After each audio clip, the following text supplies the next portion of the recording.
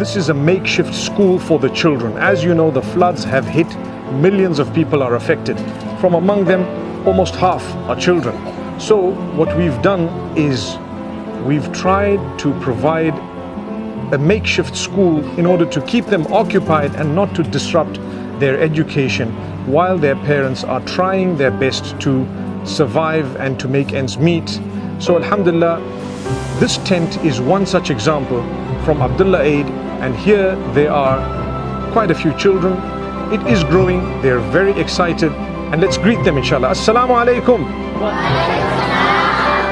MashaAllah, beautiful faces of children. We hope and pray that the effects of this flood are not as bad upon them as would have been had there been no education or no one caring for them. As you notice, there are a few balloons, a few of these posters and signs.